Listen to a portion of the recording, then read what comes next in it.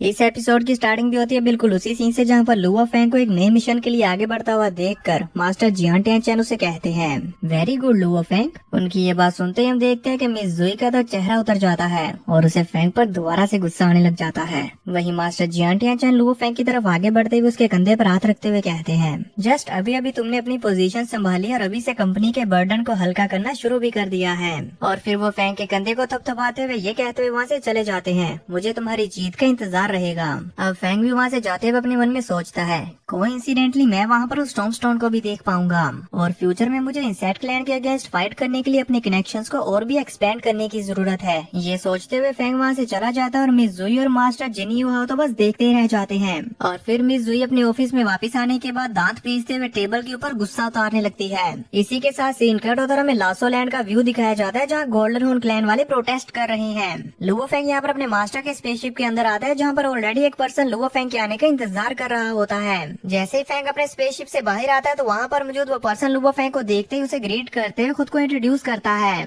तो फैंग भी अपना हाथ आगे बढ़ाते हुए कहता है, nice to meet you elder सवेंस। एल्डर फैंग के साथ हाथ मिलाते हैं और फिर फैंग आगे बढ़ते हुए उनके लासो लैंड को देखते हुए कहता है, इतनी बड़ी जगह यूनिवर्स में रेयरली ही देखने को मिलती है। लुओ फैंग एल्डर सेवंस और डेलन उस जगह की खूबसूरती को देख रहे होते हैं कि तभी एल्डर सेवंस लुओ फैंग को उस जगह के बारे में बताते हैं। लासो लैंड हमारी गोल्डन रेस के 100,000 ट्राइब्स ने मिलकर बनाया है। इसकी सोयल थिकनेस 300 बिलियन किलोमीटर्स है और डायामीटर 2.1 लाइट ईयर्स। इससे ये पूरी जगह यूनिवर्स में अपनी स्टेबिलिटी मेंटेन कर पा रही है। इस पर फैंग कहता है, बहुत उम्दा क्रिएशन है। एल्डर सेवंस फैंग को इसके लिए शुक्रिया कहते हैं और फिर अपने पीछे पीछे आने को कहते हैं। इसी के साथ वो आगे आगे लुओ फैंग को लीड करते हुए चल देते हैं और लुओ फैंग और डेलन उनके पीछे पीछे ही जा रहे होते हैं। जहाँ जाते हुए रास्ते में लुओ फैंग नोटिस करता है कि बहुत सारे स्टोन वॉरियर्स एक दूसरे के साथ फाइट करते हुए एक दूसरे को ही जान से मार रहे हैं। वो अपने मन में ही कहता है, यहाँ हर तरफ फाइटिंग ही क्यों हो रही है। फैंग को इस तरह से सभी लोगों को देखते हुए एल्डर सेवंस भी नोटिस कर लेते हैं, इसीलिए वो फैंग को बताते हैं, गोल्डन हॉर्न रेस के बच्चों को अडल्ट होने के बाद अपने ट्राइब को छोड़कर यूनिवर्स में घूमते हुए दूसरे बच्चों के साथ फाइट करके खुद को साबित करना पड़ता है और उन्हें दूसरों पर रिलाई ना करना पड़े, इसीलिए वो बैटल में फाइट करते हुए स्ट्रोंगर बनते जाते हैं क्योंकि वो जानते हैं कि दूसरों पर रिलाई करना यूजलेस है। उनकी ये बात सुनते हुए वाता भी लुओ फैंग के शोल्डर पर आकर बैठ जाती है और उससे कहती है, ये लोग इमोशनली बहुत डिफेंसिव हैं। ये सुनकर लुओ फैंग के माइंड में कुछ आता है तो वो एल्डर सेवंस के पास आते हुए उनसे कहता है, मैं मानता हूँ कि ह्यूमन रेस के कुछ एक्शंस अनफेयर हैं। इस बार मैं यहाँ पर अभी की सिचुएशन को चेंज करने के लिए आया हूँ। मुझे उम्मीद है कि एल्डर ह्यूमन रेस पर ट्रस्ट करेंगे। फैंग की इस बात पर एल्डर सेवंस कहते हैं, इनवॉय तो बहुत ज्यादा विनम्र है। तो फैंग उन्हें देखते हुए अपने मन में कहता है, गोल्डन हॉर्न रेस का कैरेक्टर बहुत अग्रेसिव है लेकिन ये एल्डर तो पोलाइट है। इसका मतलब तो यही है कि ये अब भी सुलह करने का इरादा रखते हैं। इसी के साथ सीन कट हो जाता है और हमें देखने को मिलता है कि ये सभी लोग प्रोटेस्ट करने वाली जगह पर पहुंच चुके होते हैं और हम यहाँ पर एक स्टोन वॉरियर को देखते हैं जो कि भागता हुआ अपने यंग मास्टर के पास जा रहा होता है लुओ फैंग के बारे में बताने के लिए। यहाँ पर मौजूद कई गार्ड्स उसे पकड़ने की कोशिश करते हैं पर वो सभी को झटकते हुए बच निकलता है।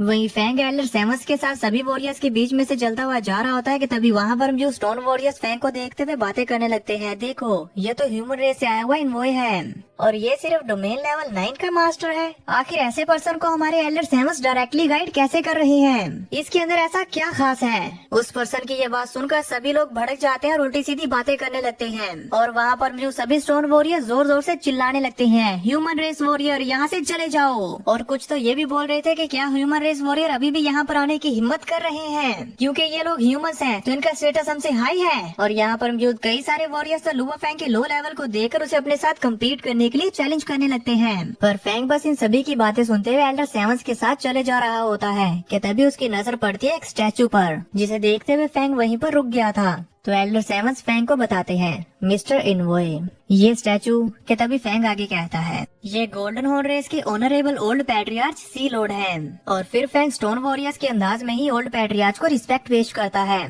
फैंग को ऐसा करता हुआ देखकर एल्डर सेवंस स्माइल पास करते हैं। तो फैंग उन्हें बताता है, मैंने यहाँ पर आने से पहले गोल्डन हॉर्न रेस के ऊपर स्टडी की थी। मैं जानता हूँ कि ओल्ड पैट्रियार्च सी लॉर्ड की ओरिजिनल लो अंडरस्टैंडिंग और वेपन मेकिंग एबिलिटी बहुत ज्यादा अमेजिंग थी और मुझे ये भी पता चला कि मेरा ये वेपन गोल्डली डिसेंडेंट आर्मामेंट भी उन्हीं की क्रिएशन है। ये कहते हुए फैंग अपना वेपन निकाल कर एल्डर सेवंस को दिखा रहा होता है कि तभी अचानक से वहाँ पर भूकंप सा आ जाता है। इस झटके को फील करते हुए लुओ फेंग पीछे मुड़कर देखता है कि ये क्या था। तभी उसे वहाँ पर नजर आता है एक बड़ा सा जॉइंट बीस्ट, जिसे गौर से देखते हुए फैंग कहता है ये क्या है। एल्डर सेवंस फैंग को उसके बारे में बताते हैं। ये 12 हाईएस्ट डिसेंडेंट्स में से एक जॉइंट डिस्ट्रॉयर मॉन्स्टर है। जब हमारे ओल्ड पैट्रियार्च के साथ इसका सामना हुआ था तो पकड़े जाने के बाद इसने खुद को सबमिट नहीं किया, तो इसीलिए ओल्ड पैट्रियार्च ने इसे एक बाइंडिंग फॉर्मेशन के साथ यहाँ पर कैद किया हुआ है। फैंग बड़ी गौर के साथ अपनी स्पिरिचुअल पावर का इस्तेमाल करते हुए जॉइंट मॉन्स्टर को करीब से देखता है और फिर कहता है एक प्राउड यूनिवर्स जॉइंट मॉन्स्टर अब किसी पेट की तरह कैद है। एल्डर सेवंस फैंग को कहते हैं इससे ओल्ड पैट्रियार्च हमारी रेस को याद दिलाते हैं कि ताकतवर बनना कितना ज्यादा जरूरी है। और ओल्ड पैट्रियार्च ने इस जॉइंट डिस्ट्रॉयर मॉन्स्टर से प्रॉमिस भी किया था कि एक बार जब ये इमोर्टल लेवल का ब्रेक थ्रू कर लेगा तो ये आजाद हो जाएगा। बबाता ये सब कुछ जानते हुए उस जॉइंट डिस्ट्रॉयर मॉन्स्टर के बारे में इंफॉर्मेशन निकाल रही होती है और उसके बारे में काफी सारा डाटा कलेक्ट करने के बाद लुओ फेंग को बताती है इस जॉइंट डिस्ट्रॉयर मॉन्स्टर के पास टाइम को रोकने की टेक्निक है। इवन इसके बालों के अंदर भी टाइम ओरिजिन लॉ की पावर्स हैं। और फिर वो फैंग के करीब आते हुए कहती है तुम्हारे पास अभी भी एक और बॉडी को क्लोन करने का चांस है, इसे एज अ बैकअप इस्तेमाल किया जा सकता है। बबाता की ये बात सुनकर फैंग उस मॉन्स्टर की तरफ आगे बढ़ने वाला होता है कि तभी एल्डर सेवंस फैंग को कहते हैं ओल्ड पैट्रियार्च ने सभी को उस मॉन्स्टर के करीब जाने से मना किया है। फैंग भी उनकी ये बात मान जाता है कि तभी फैंग को आवाज आती है ह्यूमन मैं तुम्हें चैलेंज करता हूँ। वहाँ पर मौजूद बाकी वॉरियर्स कहते हैं हरा दो इसे, ह्यूमन रेस की एरोगेंस को तोड़ डालो।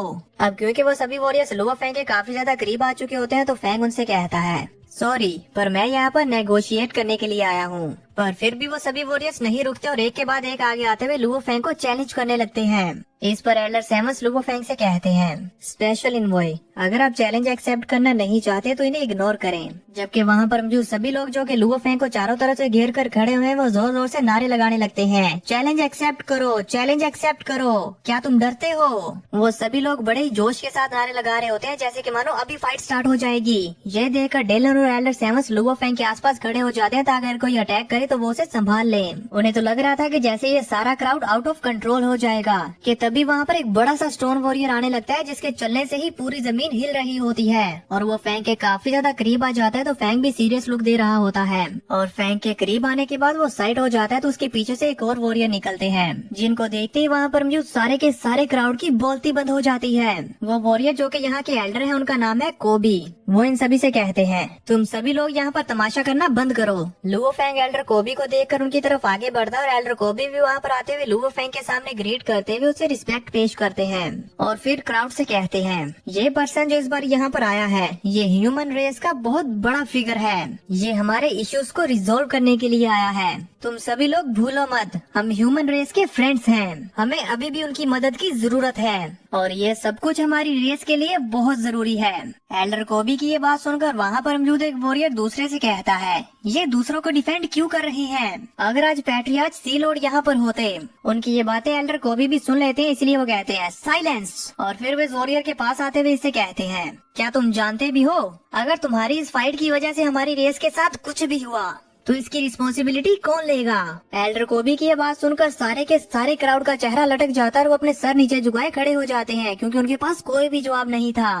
तभी पीछे से एक वॉरियर की आवाज आती है मैं लेता हूँ रिस्पॉन्सिबिलिटी, इवन हमारा क्लैन ही डिस्ट्रॉय क्यों ना हो जाए हम अपनी डिग्निटी को नहीं खोएंगे। मैं ओल्ड पैट्रियार्च के पैलेस से बेंजर लेवल 9 डोमेन मास्टर तुम्हें चैलेंज करता हूँ, पहले मुझे हराओ फिर तुम ओल्ड पैट्रियार्च के साथ मीटिंग करने के लिए क्वालिफाइड हो जाओगे। उसको ऐसे चैलेंज करता हुआ देखकर एल्डर को भी उसके पास आकर उससे कहते हैं तुम और बैंक दोनों ही ट्विंस ब्रदर हो, तुम्हारा ब्रदर बहुत मेच्योर है, आखिर तुम सिचुएशन को क्यों नहीं समझ रहे। वहीं दूसरी तरफ एल्डर सेवंस लुओ फेंग को बताते हैं बेंजर ओरिजिन लॉ की अंडरस्टैंडिंग में स्काई ब्रिज लेवल 9 पर पहुंच चुका है। ये सुनकर अब फेंग अपने मन में सोचने लगता है गोल्डन हॉर्न रेस स्ट्रेंथ की रिस्पेक्ट करती है, अगर मैं इन्हें रिफ्यूज करता रहूंगा तो इन्हें ऐसा लगेगा कि मैं बहुत एरोगेंट हो रहा हूँ, पर अगर मैं बैटल में इन्हें अपनी एबिलिटीज शो करता हूँ तो इनकी रिस्पेक्ट जीत जाऊंगा और ये मेरे लिए दोनों रेस के बीच के इश्यूज को सोल्व करने के लिए बेनिफिशियल होगा। लुओ फेंग को फाइट के लिए तैयार होता हुआ देखकर ववाता वहाँ पर आ जाती है और उससे कहती है नहीं तुमने तो बस स्काई ब्रिज के लेवल 7 का ब्रेक थ्रू किया है, जबकि ये गोल्डन हॉर्न रेस का टेम्परमेंट तो फाइटिंग के अलावा कुछ और सोचता ही नहीं है और वो स्काई ब्रिज के लेवल 9 पर पहुंच चुका है। फैंग वबाता की बात नहीं सुनता और आगे बढ़ते हुए बेंजर से कहता है, मैं तुम्हारे चैलेंज को एक्सेप्ट करता हूँ। वबाता बस कहती रह जाती है, लुओ फेंग। जबकि फेंग की ये बात सुनकर सारा का सारा क्राउड खुश होने लगता है और खुशी के मारे अपना सीना पीटने लगते हैं। तभी एल्डर को भी कुछ कहने लगते हैं कि फेंग आगे कहता है, फाइट के बाद मैं जाइंट डिस्ट्रॉयर मॉन्स्टर का तोहफे के तौर पर एक बाल लेना चाहता हूँ। इस पर बेंजर कहता है, नो प्रॉब्लम, और वो भी फाइट के लिए एकदम तैयार हो जाता है। इसी के साथ ये एपिसोड हो जाता है खत्म। तो देखेंगे नेक्स्ट एपिसोड में कि लुओ फेंग और बेंजर की फाइट में कौन जीतेगा, जबकि इन दोनों के लेवल में जमीन आसमान का फर्क है, क्योंकि बेंजर इमोर्टल लेवल पर है और लुओ फेंग अभी अभी डोमेन मास्टर लेवल पर पहुंचा है। क्या फेंग उससे जीत पाएगा? आप लोगों को क्या लगता है मुझे नीचे कमेंट करके जरूर बताना।